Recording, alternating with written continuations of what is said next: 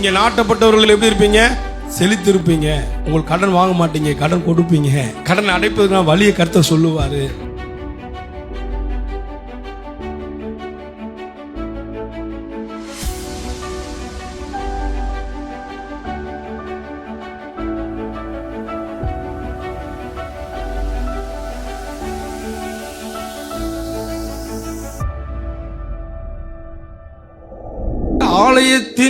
யார் ஆலயத்தில் நாட்டப்பட்டு இருக்கிறார்களோ அவங்க செழிப்பாங்க. அவங்களுக்கு செழிப்பு தானாக வரும். கடமைக்கு ஆலயத்துக்கு வருகிறவர்கள் அல்ல. நான் போக வேணுமே ஆலயத்துக்கு என்று விரும்புகிறவர்கள் அல்ல. யாருங்க? ஆலயத்தில் நாட்டப்பட்டவர்கள் அவருடைய பிரகாரங்களில் என்ன பண்ணுவார்கள்? செழித்திருப்பார்கள். ஆலயம் ஒரு குடும்பம். நான் அதான் சொன்ன ஆரம்பத்தில் சொல்றேன், ஆலயம் ஒரு குடும்பம், ஒரு வீடு. அப்ப இந்த வீட்டில் யாரெல்லாம் இந்த வீட்டில் உட்காந்து, இப்ப நீங்க வீட்டில் இருக்கிறீங்க, ஏன் வீடு அப்படின்னு சொல்றேன் அப்படிங்கன்னா, வீட்டுக்குள்ளதான் எல்லாமே இருக்கும். ஆமே, தூங்க முடியும் வீட்டில். வீட்டில் என்ன பண்ண முடியும்? சாப்பிட முடியும். வீட்டில் உட்காந்து என்ன பண்ண முடியும்? ரெஸ்ட் எடுக்க முடியும்.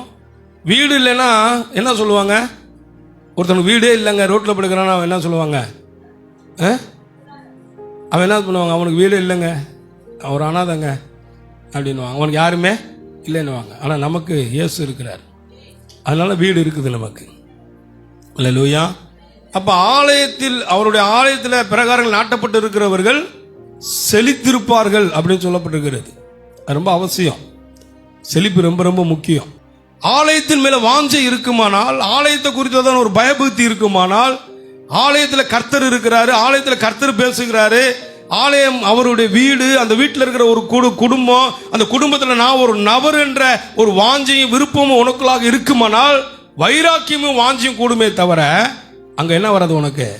தூக்கமோ, சோர்வோ, பலவீனங்களோ, அசட்டுத்தனங்களோ, கேலியோ, மற்ற எதுவுமே உன் வாழ்க்கையில வராதங்க. காரணம் கவனிக்க வைக்கும். நீங்க இப்படிலாம் எண்ணணும், ஆலயத்தை மகிழ்ச்சியா எண்ணணும். ஆலயத்துக்கு போவது அவ்வளோ மகிழ்ச்சின்னு சொல்லி எண்ணணும். அப்போதான் இந்த ஆலயத்து மேலே இருக்கிற மகிழ்ச்சி உங்கள் தலைமையில வரும். ஆலயத்து மேலே இருக்கிற நன்மை உங்கள் மேலே வரும். ஆமே, ஆலயத்து மேலே இருக்கிற எல்லா விதமான ஆசீர்வாதம் உங்கள் மேலே. ஏன்னா இது அவருடைய வீடு. ஆலயம் சின்னதாக இருக்குது, பெருசாக இருக்குது, அது அப்புறம். ஆனால் ஆலயம் என்பது அவருடைய வீடு. ஆண்டவரை ஆலயத்தில் போய் தேடணும். சொல்லுங்க, ஆலயத்தில் தேடணும். எப்படி தேடணும்? வார்த்தை மூலம் தேடணும், கவனிக்கணும், பேசுவார் சொல்லி விசுவாசிக்கணும். அப்படி ஆலயத்தை தேடுகிற பொழுது இந்த குடும்பத்தில் இருக்கிற நீங்க எப்படி இருப்பீங்க? சுகமா இருப்பீர்கள். ஆலயமாகிய குடும்பத்தில், வீட்டில் இருக்கிற நீங்கள் எப்படி இருப்பீங்க? இங்க நாட்டப்பட்டவர்கள், ஆலயத்தில் நாட்டப்பட்டவர்கள் எப்படி இருப்பீங்க?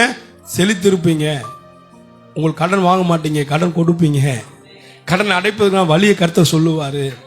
ஆமே, நான் தீர்மானம் எடுக்காம, சொல்லுங்க, தீர்மானம் எடுக்காம கர்த்தர் உதவி செய்யவே முடியாதுங்க.